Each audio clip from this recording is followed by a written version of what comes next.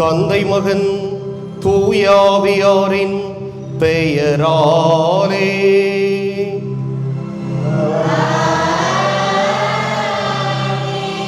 நம் ஆண்டவராகிய இயேசு கிறிஸ்துவின் அருளும் கடவுளின் அன்பும் தூய ஆவியாரின் நட்புறவும் உங்கள் அனைவரோடும் இருப்பதாக.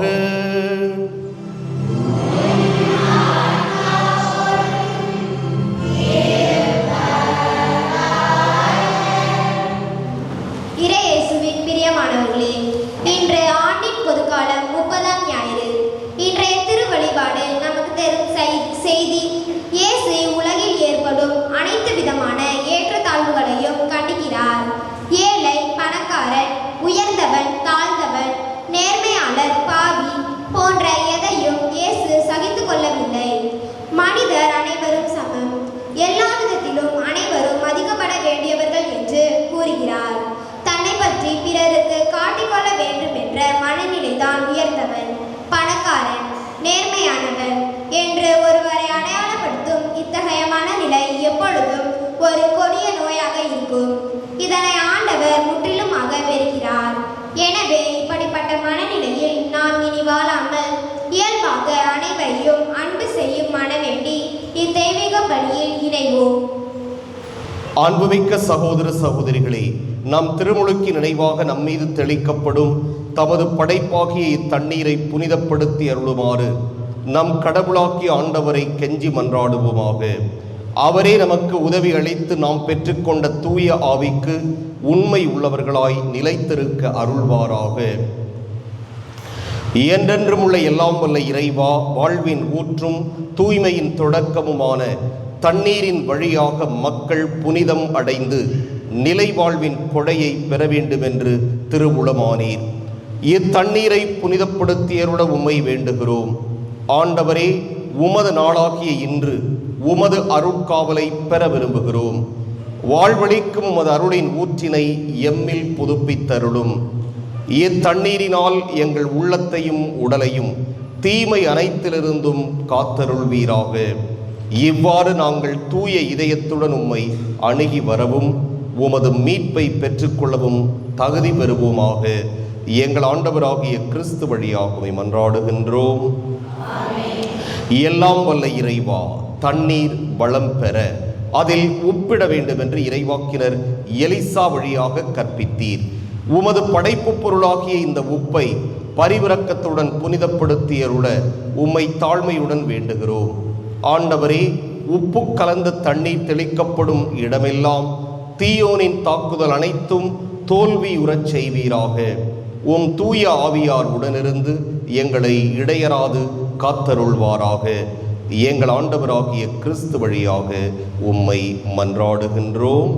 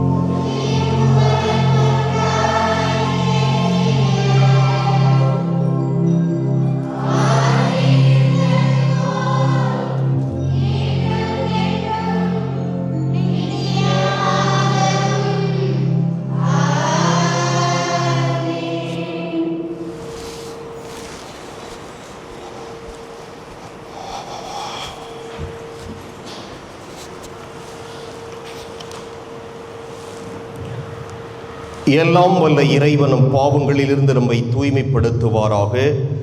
இந்த நற்கருணை கொண்டாட்டத்தின் வழியாக அவர் தம்முடைய ஆட்சியின் விருந்தில் பங்கு கொள்ள நம்மை தகுதி பெறச் செய்வாராக.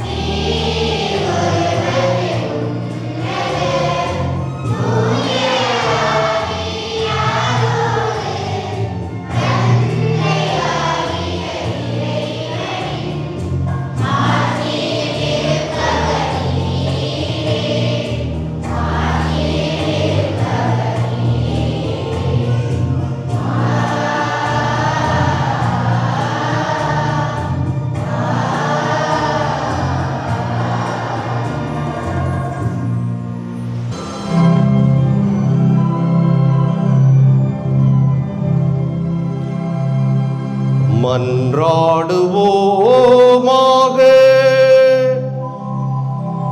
என்றென்றும் உள்ள எல்லாம் வல்ல இறைவா, எங்களில் நம்பிக்கை எதிர்நோக்கு அன்பு ஆகியன வளரச் செய்தருளும். அதனால் நீர் கட்டளையிடுவதை நாங்கள் அன்பு செய்யவும், நீர் வாக்களிப்பதை நாங்கள் பெற்றுக்கொள்ளவும் தகுதி பெறுவோமாக. உம்மோடு தூயாவியாரின் ஒன்றிப்பில் இறைவனாய் என்றென்றும் வாழ்ந்து ஆட்சி செய்கின்ற அவர் வழியாக உம்மை மன்றாடுகிறோம்.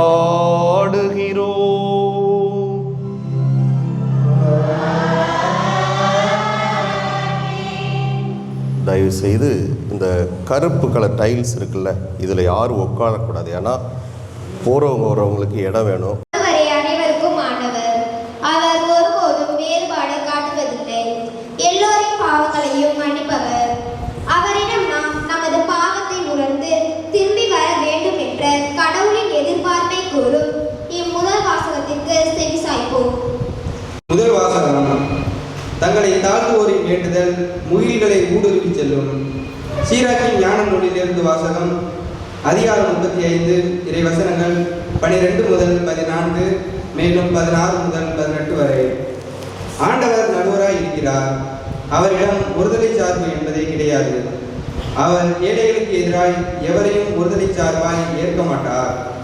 தீங்கிழைக்கப்பட்டோரின் மன்றாட்டை கேட்பார். கைவிடப்பட்டோரின் வேண்டுதலை புறக்கணியார். தம்மிடம் முறையிடும் கைம்பெண்களை கைவிடார். ஆண்டவரின் விருப்பத்திற்கு ஏற்றவாறு பணி செய்வோர் ஏற்றுக்கொள்ளப்படுவர். அவர்களுடைய மன்றாடு முகில்களை எட்டும். தங்களை தாழ்த்துவோரின் வேண்டுதல் முகில்களை ஊடுருவி செல்லும். அது ஆண்டவரை அடையும் வரை அவர்கள் ஆறுதல் அடைவதில்லை. உன்னத இறைவன் சந்திக்க வரும் வரை அவர்கள் நற்பயிற்சியில் தளர்ச்சி அடைவதில்லை. அவர் நீதிமான்களுக்கு தீர்ப்பு வழங்குகிறார். தம் தீர்ப்பை செயல்படுத்துகிறார். இது ஆண்டவர் வழங்கும் அருள்வாக்கு.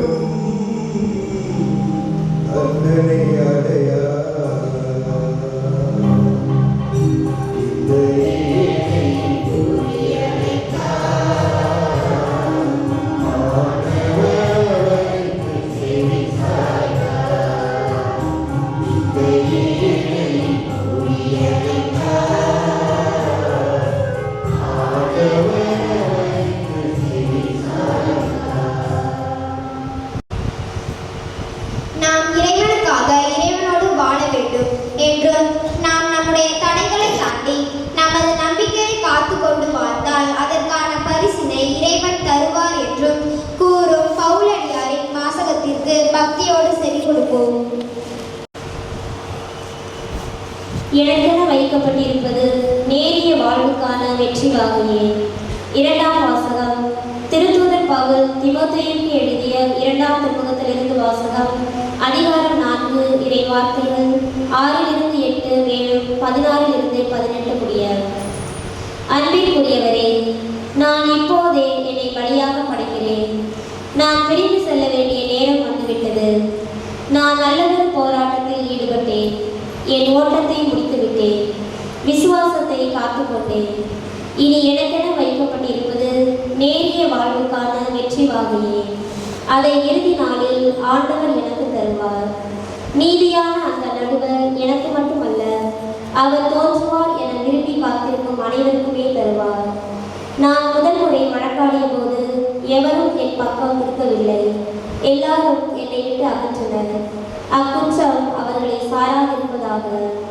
நான் அறிவித்த செய்தி நிறைவுற்று அனைத்து நாட்டவரும் அதனை கேட்க வேண்டும் என்று ஆண்டவர் என் பக்கம் நின்று எனக்கு வலுவூட்டினார். சிங்கத்தின் வாயிலிருந்தும் என்னை விடுவித்தார். தீங்கு அனைத்திலிருந்தும் அவர் என்னை விடுவித்து தம் விண்ணரசில் சேர்த்து எனக்கு மீட்பளிப்பார். அவருக்கே என்றென்றும் ஆட்சி உரித்தாக.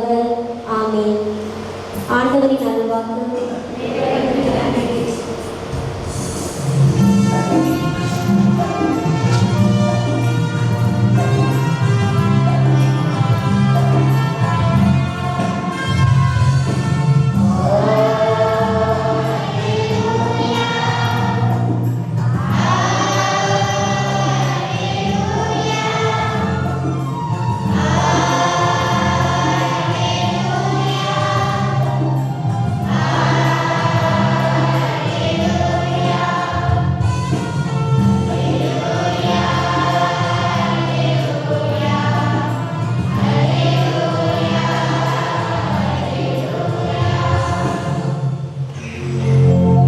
கடவுள் கிறிஸ்துவின் வாயிலாக உலகினரை தம்மோடு ஒப்புரவாக்கினார். அந்த ஒப்புரவு செய்தியை அவரே எங்களிடம் ஒப்படைத்தார். அல்லேலூயா.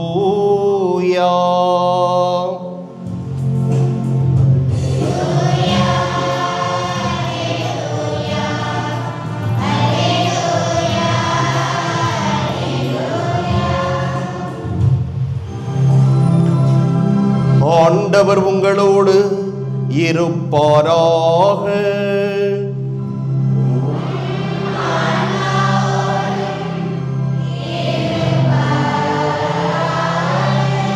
லூக்கா எழுதிய தூய நற்செய்தியிலிருந்து வாசகம்.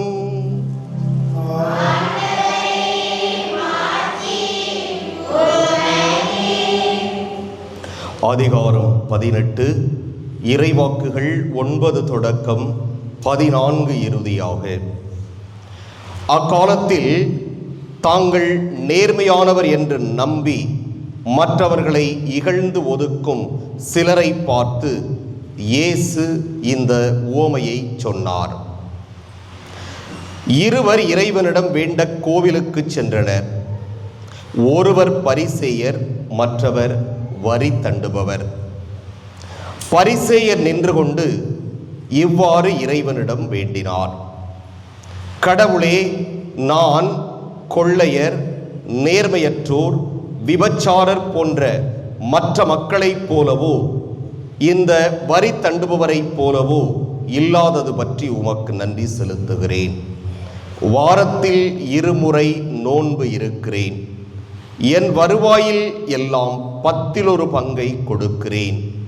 ஆனால் வரி தண்டுபவர் தொலையில் நின்று கொண்டு வானத்தை அண்ணாந்து பார்க்கக்கூட துணியாமல் தம் மார்பில் அடித்து கொண்டு, கடவுளே, பாவியாகிய என் மீது இறங்கியருளும் என்றார்.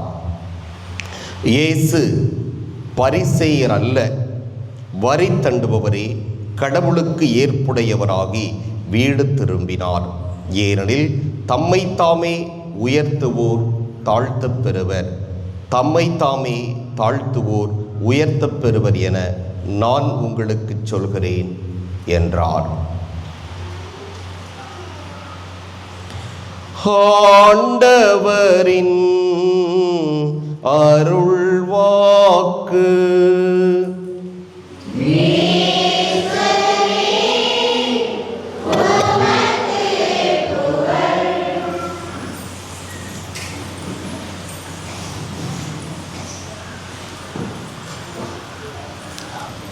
ஒரு 30-40 வருடங்களுக்கு முன்பாக நம்முடைய நிறுவனங்களில் ஹாஸ்டல் இருக்கும், போர்டிங் இருக்கும், கான்வெண்ட்டில் சிஸ்டர்ஸு அங்கெல்லாம் வந்து பிள்ளைங்க இருப்பாங்க. அப்போ அவங்க சாப்பிட்றதுக்கு முன்னாடி ஜெபம் சொல்லுவாங்க. அந்த ஜெபத்தில் இப்படி இருக்கும். ஆனால் இப்போ நல்ல வேளை கடவுள் அதை மாற்றிட்டார். அவங்க மனசை மாற்றியாச்சு, எல்லார் மனசையும். என்னன்னா, ஆண்டவரே, இந்த உலகில் எத்தனையோ பேர் பசியால் வாடிக்கொண்டிருக்க எங்களுக்கு இந்த உணவை வழங்கியதற்காக உமக்கு நன்றி கூறுகிறோம் என்று இந்த ஜெபத்தை ஆரம்பிப்பார்கள். அப்போ அந்த ஜெபத்தில் எத்தனையோ பேர் பசியாக வாடிட்டு இருக்காங்க, ஆனால் எங்களுக்கு கொடுத்துட்டீங்க, எங்களுக்கு ரொம்ப சந்தோஷம், ரொம்ப திருப்தி அப்படின்னா அந்த பட்டினி கிடக்கிறவங்கள பற்றி கவலை இல்லை அப்படின்னு அர்த்தம். அதனால் இப்போல்லாம் அந்த ட்ரெண்ட் மாறி அந்த ஜெபம்லாம் இப்போ எடுத்தாச்சு. இதை எதற்காக நான் சொல்கிறேன் என்றால், இன்றைய வாசகங்களை நாம் பார்க்கின்ற பொழுது என்ன மையமான கருத்து என்று கேட்டால் நீங்கள் ஓரளவு சொல்லலாம். என்ன மையமான கருத்து? என்ன மையமான கருத்து? சொல்லுங்க யாராவது. கடவுள் முன்னிலையில் எல்லாம் சமம். அடுத்து நற்செய்தியை கவனிச்சிங்களா? 2 பேர் கோயிலுக்கு எதுக்கு போகிறாங்க? ஜெபம் பண்ணுறதுக்கு போகிறாங்க. அப்போ நமக்கு இந்த வாசகங்களை எல்லாம் பார்க்கின்ற பொழுது ஜெபத்தை மையமாக வைத்து இந்த வாசகங்கள் அமைக்கப்பட்டிருக்கின்றன என்று நமக்கு தோன்றும். ஆனால் இது ஒரு 50% தான் உண்மை. இன்னொரு 50% தான் இன்றைய வாசகங்கள் நமக்கு முக்கியமாக உணர்த்துகின்ற அந்த கருத்து.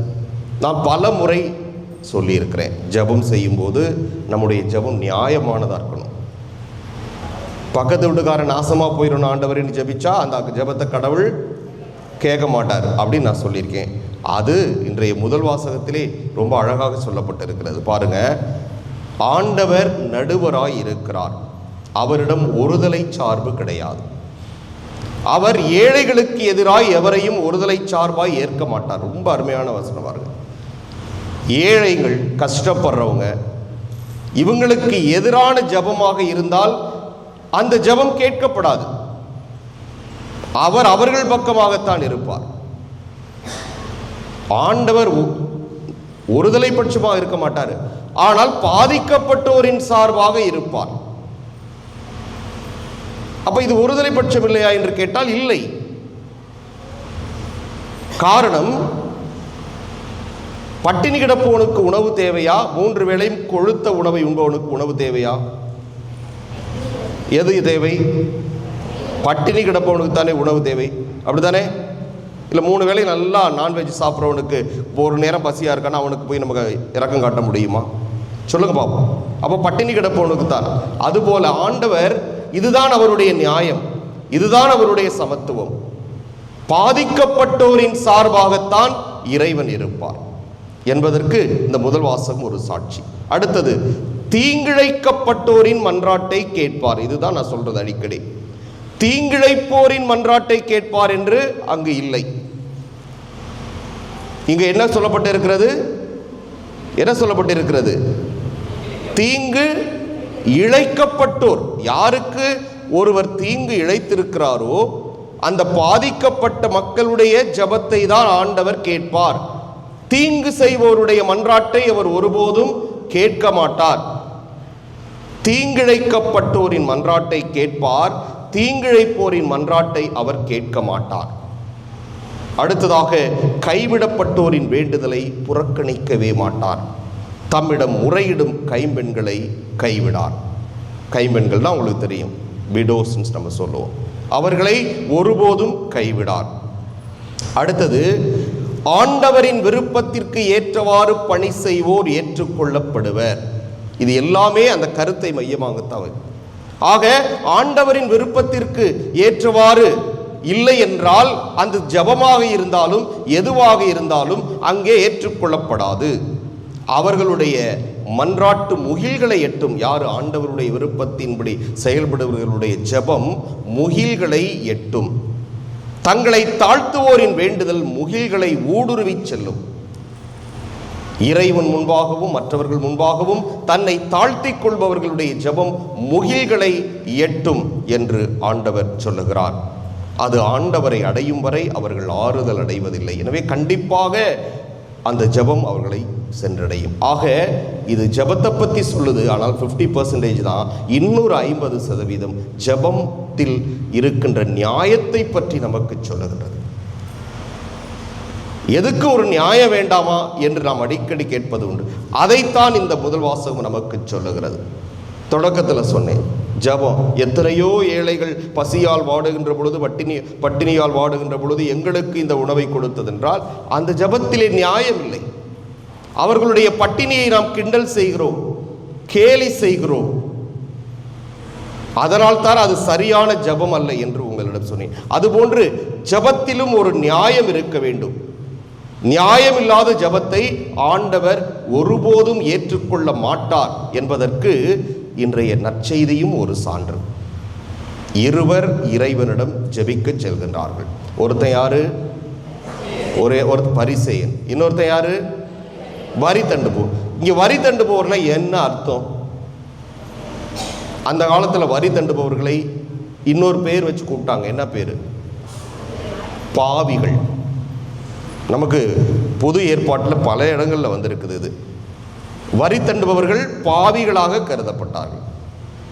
அதனால அந்த சூழ்நிலையிலே வரி தண்டுபவர் பாவிகள். அப்ப கடவுள் என்ன சொல்ல வர்றாரு? ஒரு பரிசேயன், தன்னைத்தானே ரொம்ப நல்லவனாக காட்டிக்கொள்பவன், நேர்மையானவனாக காட்டிக்கொள்பவன், நீதி தீர்ப்பை வழங்குபவனாக காட்டிக்கொள்பவன். ஆனால் உண்மையிலேயே அவரிடம் நீதி இல்லை, நேர்மை இல்லை, உண்மை இல்லை. ஆனால் இந்த சமுதாயத்தின் முன்பாக தன்னை ஒரு உயர்ந்தவனாகவும் நீதி உள்ளவனாகவும் நேர்மை உள்ளவனாகவும் காட்டிக்கொள்ளுகின்ற ஒருவன். அவன் ஜபம் செய்கிறான். நான் அங்கே நிற்கிறானே வரி தண்டுபவன், அவர்களைப் போலவோ பாவிகளை போலவோ இல்லாதது பற்றி உமக்கு நான் நன்றி கூறுகிறேன். அங்க கூட போய் தற்பெருமை தான் பேசுகிறான் அவன். அங்க போய் அவன் ஜெபிக்கல, தற்பெருமை பேசுகிறான். ஆனால் இந்த வரி தண்டுபவன் அங்கே போய், ஆண்டவரே பாவி, என்மேல் இரக்கம் வை. அவன் தன்னுடைய பாவங்களை அறிக்கையிட்டு அதற்கு மன்னிப்பு கோருகிறான் ஆண்டவரிடம்.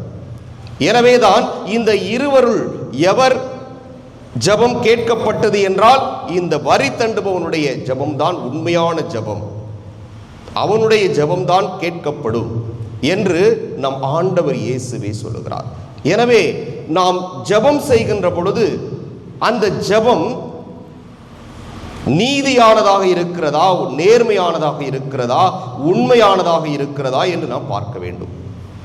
அது நம்முடைய தேவைக்காக இருக்கிறதா அல்லது அடுத்தவனை அழிப்பதற்காக இருக்கிறதா என்று நாம் பார்க்க வேண்டும். இந்த வசதி இல்லாதவங்க, கேட்க நாதி இல்லாதவங்கெல்லாம், அவர்களுக்கு ஒரு தீங்கு இழைக்கப்பட்டால், குறிப்பாக பணக்காரர்களால், வசதி படைத்தவர்களால் தீங்கு இழைக்கப்பட்டால் அவங்கள்ட்ட போலீஸ் ஸ்டேஷன் காசு இருக்காது, கோர்ட்ல கேஸ் போடுறதுக்கு காசு இருக்காது. அவங்க என்ன செய்வாங்க? கோயிலுக்கு முன்னாடி வந்து மண்ணை வாரி அள்ளி என்ன செஞ்சுட்டு போவாங்க? இறைச்சிட்டு போவாங்க. ஆண்டவரே நீ இருந்தா கேளு, அன்னமாவே நீ இருந்தா கேளு, மாதாவே நீ இருந்தா கேளு. இந்த ஜெபம் கேட்கப்படும். இந்த ஜெபம் பாதிக்கப்பட்டோரின் குரலை ஆண்டவர் கேட்பார். அதைத்தான் முதல் வாசகத்தில், ஏழைகளுக்கு எதிராய் எவரையும் ஒருதலை சார்பாய் ஏற்க மாட்டார், தீங்கிழைக்கப்பட்டோரின் மன்றாட்டை கேட்பார். அதைத்தான் ஆண்டவர் சொல்லுகிறார். காரணம், அவர்களுக்கு வேறு நாதி இல்லை. அவங்களுக்கு இருக்கிற ஒரே போக்கிடம் இந்த ஆண்டவரும் தான், அன்னை மரியாவும் புனித அன்னாளும் தான். அதனால தான் கோயிலுக்கு முன்னாடி மண்ணை வாரி அள்ளி இறைச்சிட்டு போறாங்க. உண்மையிலேயே அவர்கள் பாதிக்கப்பட்டவர்கள் என்றால் அவர்களுடைய மன்றாட்டு தான் கேட்கும். ஆனால் இன்னும் மண்ணவாரி இறக்கிறவங்க இருக்காங்க. அடுத்தவங்களுக்கு தீமை செஞ்சுட்டு பெரிய யோக்கியதை மாதிரி மண்ணவாரி இறைச்சிட்டு போவாங்க. அந்த ஜபத்தெல்லாம் ஆண்டவர் கேட்கவே மாட்டார். தீங்கிழைக்கப்பட்டோரின் மன்றாட்டை தான் ஆண்டவர் கேட்பார். ஆனால் இவ்வாறு ரொம்ப நல்லவனாக தன்னை காட்டிக்கொள்பவன், நீதி உள்ளவனாக காட்டிக்கொள்பவன், ஆனால் சுயநலவாதியாக உண்மையிலே இருப்பவனுடைய ஜெபமெல்லாம் கேட்கப்படாது. அதற்கு உதாரணம் தூய பவுலடியார். அவர் தன்னுடைய வாழ்வு அனுபவத்தை பற்றி தான் இன்று வாசகத்தில் சொல்றார்.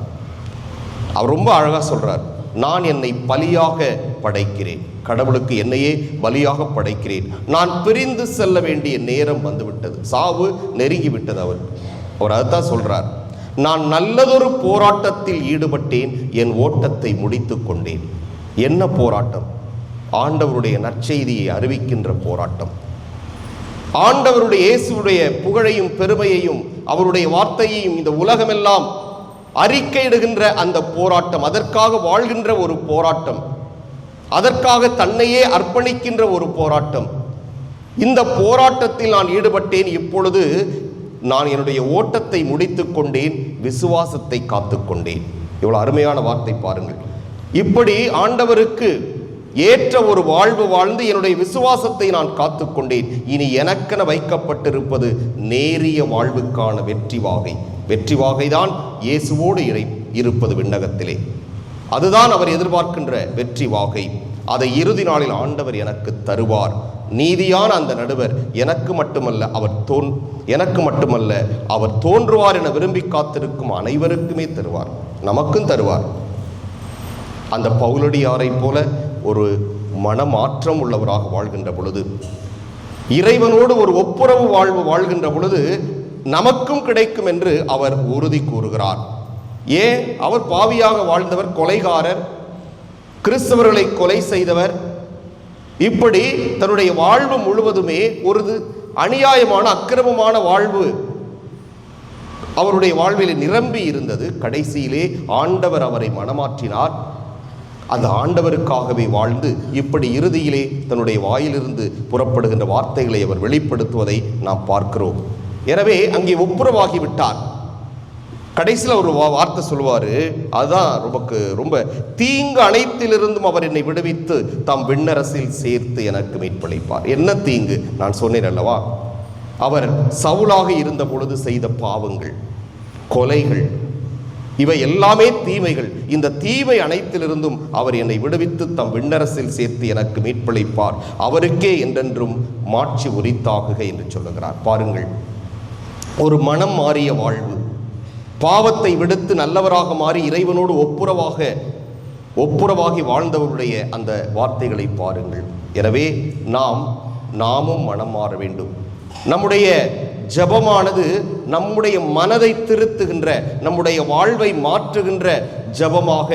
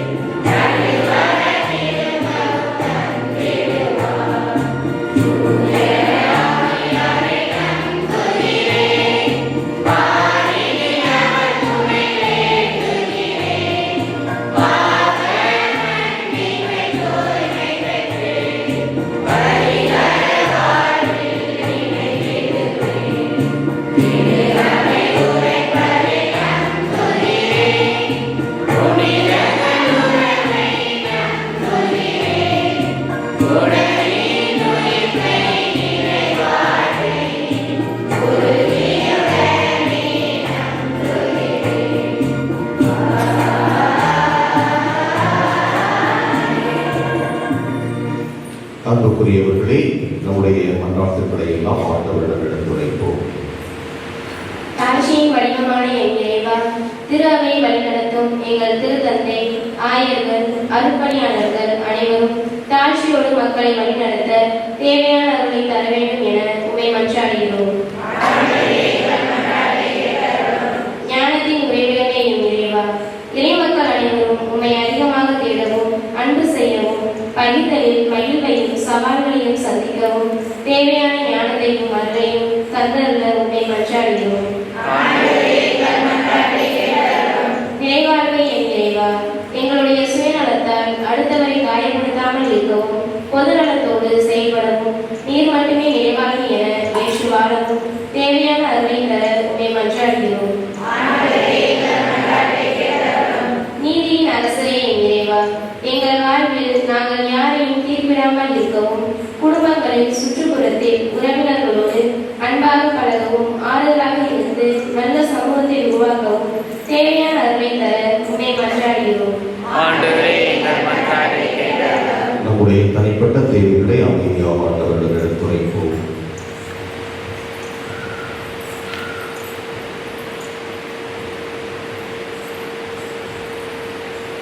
மன்றாடுவோமாக. எங்கள் புகலிடமும் மரமாக இறைவா, எங்களது இறை உணர்வை தூண்டி எழுப்புகிறவர் நீரே. உம்முடைய மக்களின் ஒருக்குமாறு மன்றாட்டுக்களை ஏற்று நிறைவு செய்ய வேண்டுமாய் எங்கள் ஆண்டவர் உமது திருமகனுமாகிய இயேசு கிறிஸ்து வழியாக மன்றாடுகின்றோம்.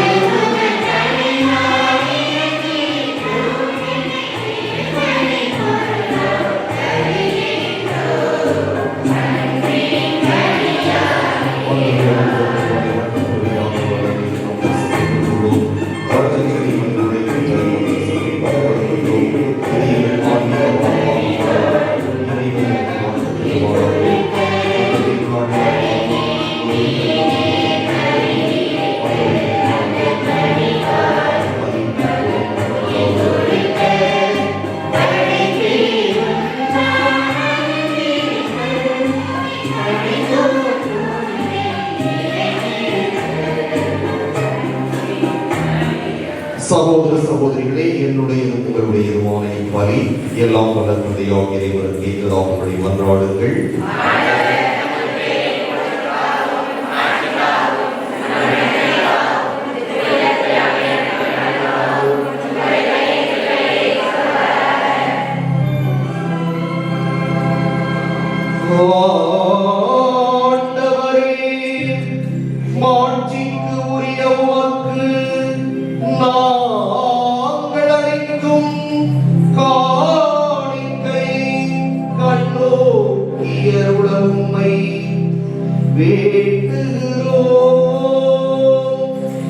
இவ்வாறு நாங்கள் நிறைவேற்றும் இப்பெரும்பணி எங்களை உமது மாட்சிக்கு இட்டு செல்வதாக.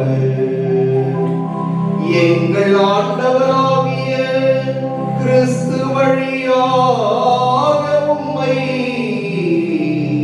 மன்றாடுகிறோம்.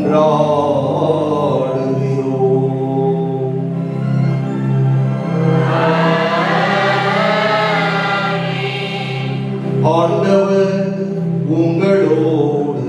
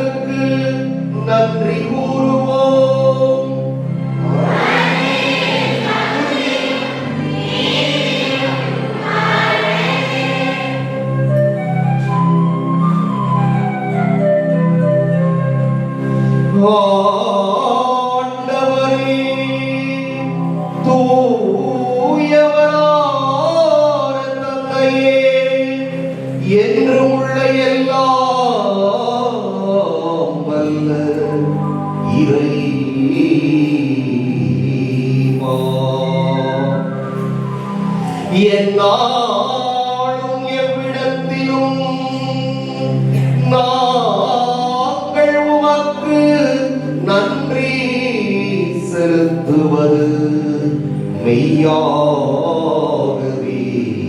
தகுதியும் நீதியும் ஆகும். எங்கள் கடமையும் மீட்புக்கு உரிய செயலுமாகும்.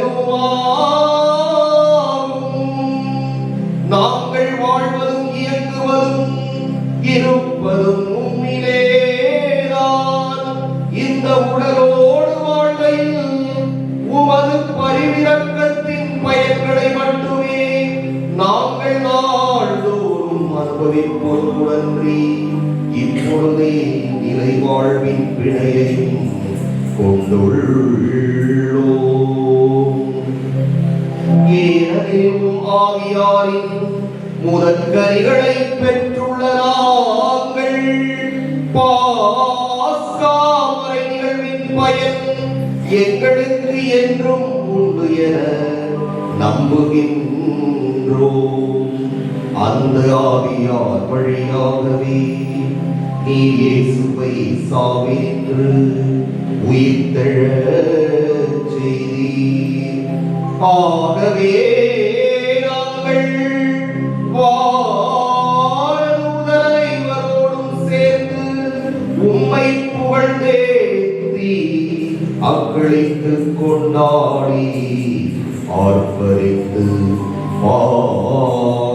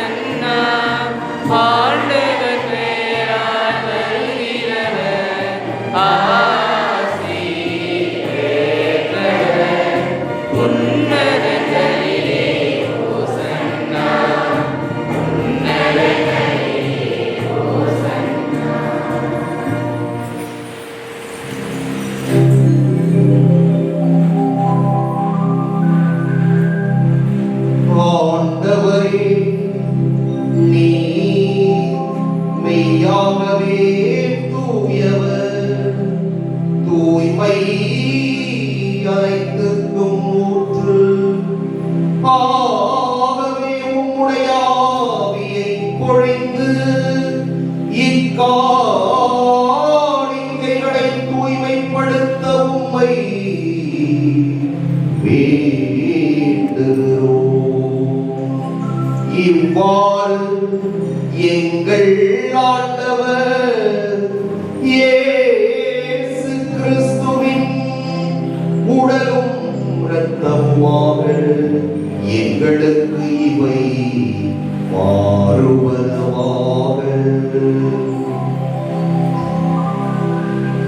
அவர் பாடுபட உளம் கரைந்து தம்மை கையெடுத்தபோது அப்பத்தை எடுத்து நன்றி செலுத்தி அதை பிட்டு தம் சீடர்களுக்கு அளித்து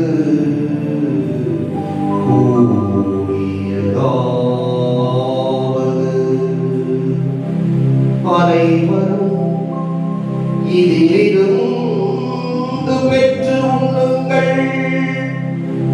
ஏனெனில்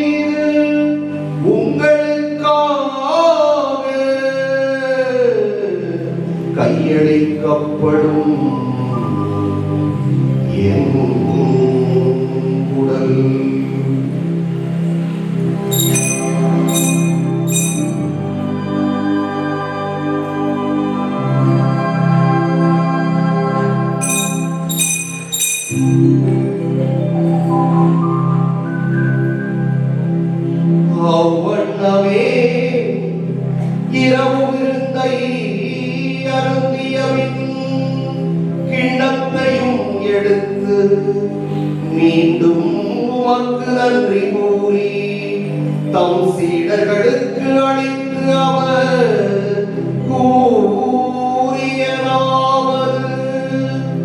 அனைவரும் இதிலிருந்து பெற்று பருகுங்கள்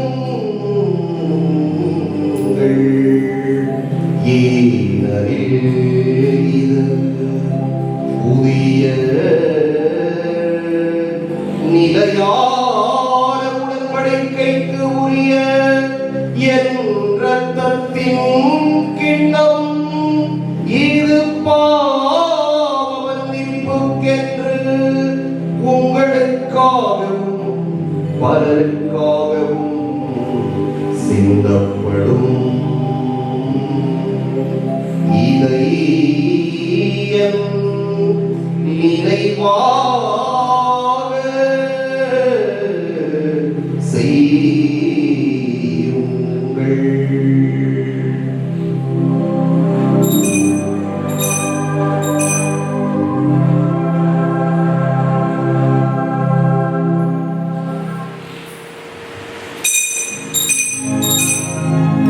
நம்பிக்கையின் மறைபொருள்.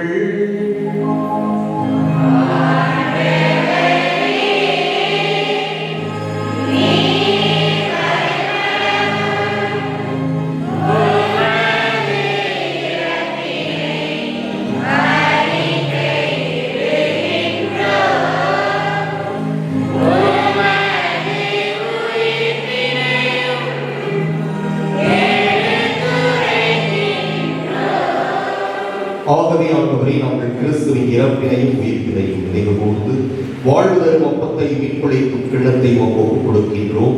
உம் திருமுன் என்று உமக்கு ஊழியம் புரிய தகுந்தவர்கள் என எங்களை ஏற்றுக்கொண்டு எனவே உமக்கு நன்றி செலுத்துகிறோம். மேலும் கிறிஸ்துவின் உடலிலும் இரத்தத்திலும் பங்கு கொள்ளும் எங்களை தூய ஆவியாக சேர்க்க வேண்டும் என உம்மை தாழ்மையுடன் மன்றாடுகின்றோம். ஆண்டவரே, உலகெங்கும் பரவி இருக்கும் ஒரு திரு அவையை நினைவு கூர்ந்தருளும். எங்கள் திருத்தந்தை லியோ, எங்கள் ஆயர் சகாயராஜ், எல்லா திருநிலையினராக அனைவரோடும் உமது திரு அவை அன்பில் நிறைவு பெறச் செய்தருளும். மேலும் உயிர்த்தெழும் எதிர்நோக்குடன் துயில்கொள்ளும் எங்கள் சகோதரர் சகோதரிகளையும் இறந்தோர் அனைவரையும் இரக்கத்துடன் நினைவு கூர்ந்து உமது திருமுக ஒளியினுடைய ஏற்றருளும். எங்கள் அனைவர் மீதும் இரக்கமாயிரும். கடவுளின் கன்னித்தாயான புனித மரியா, அவருடைய கணவரான புனித யோசேப்பு, புனித திருத்தூதர்கள், இவ்வுலகில் உகந்தவராய் இருந்தோராகிய புனிதர் அனைவருடனும் நாங்கள் நிலை வாழ்வில் பங்கு கொள்ளும் தகுதி பெற்று உம் திருமகன் இயேசு கிறிஸ்து வழியாக உம்மை புகழ்ந்தேத்தும் வரவருட உம்மை மன்றாடுகிறோம்.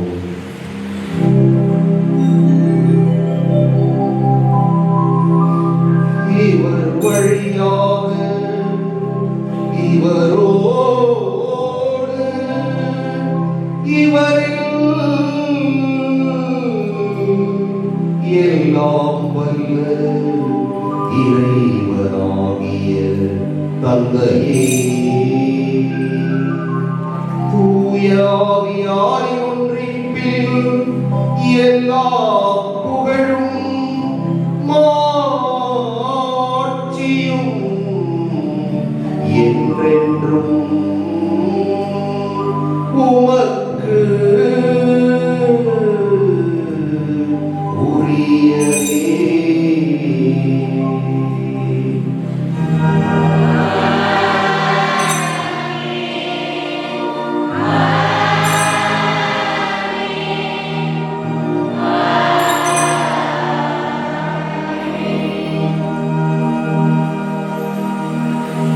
மீட்பரின் கட்டளையால் கற்பிக்கப்பட்டு இறைவழிப்பினையால் பயிற்சி பெற்ற நாம் துணிந்து பாடுவோம்.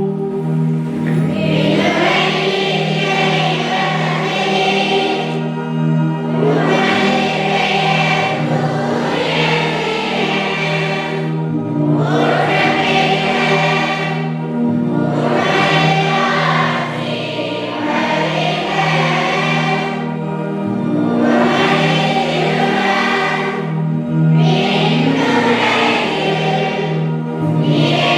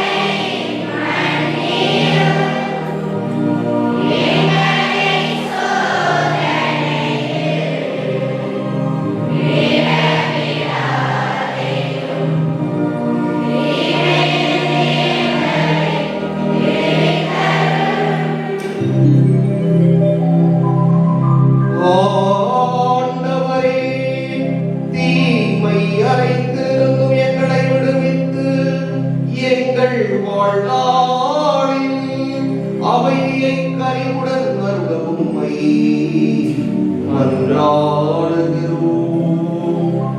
உமது இரக்கத்தின் உதவியால் நாங்கள் பாவத்திலிருந்து எப்போதும் விடுதலை பெற்று யாரும் கலக்கமின்றி நலமாய் இருப்போமாக. நாங்கள் நோக்கி இருக்கும் பேரின்பத்துக்காகவும் எம் மீட்பராகிய இயேசு கிறிஸ்துவின் வருகைக்காகவும் காத்திருக்கின்றோம்.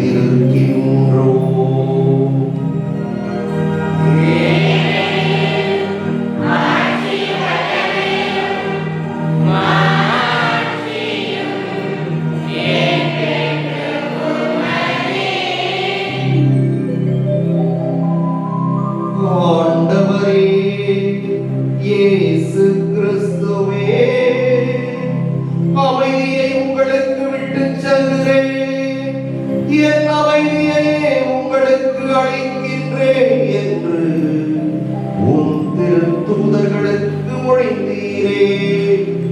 எங்கள் பாவங்களை பாராமல் உமது திரு அவையின் நம்பிக்கையை கண்ணோக்கி உமது திருவுளத்துக்கு ஏற்ப அதற்கு அமைதியையும் ஒற்றுமையையும் அளித்தருள்வீராக.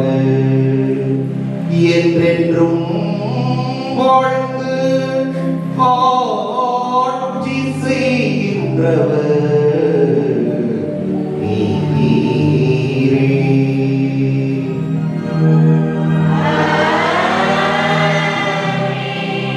ஆண்டவருடைய அமைதி உங்களோடு என்றும் இருப்பதாக.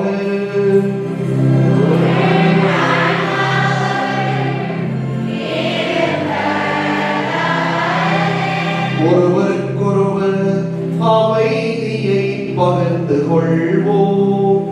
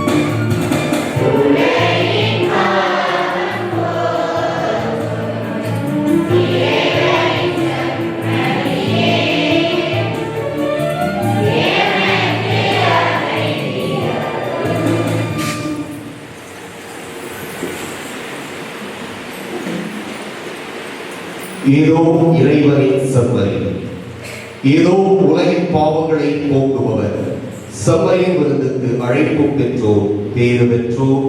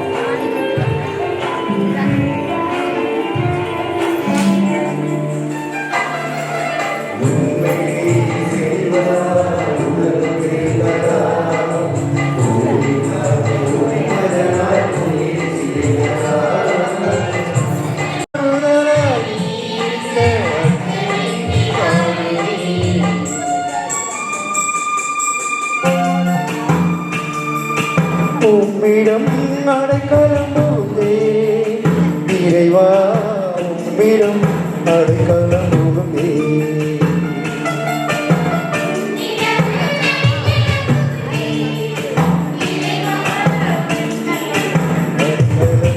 அன்புடையவமே அருளிருக்கையில் ஆறுதலை அடைந்திடுவேனே, உந்த நன்மையும் அறிந்திடுவேனே.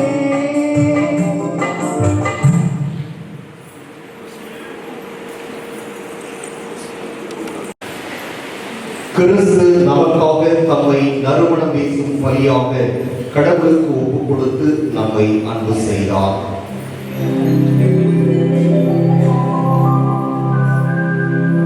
மன்றாடுவோமாக.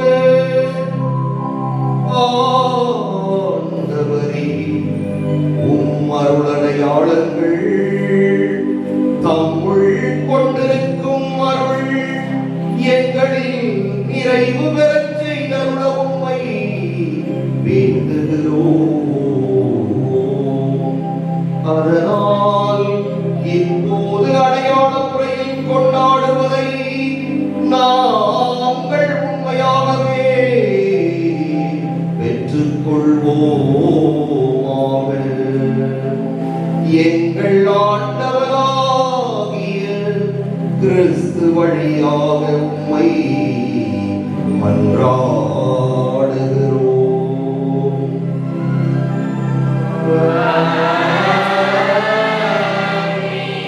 ஆண்டவர் உங்களோடு இருப்பாராக.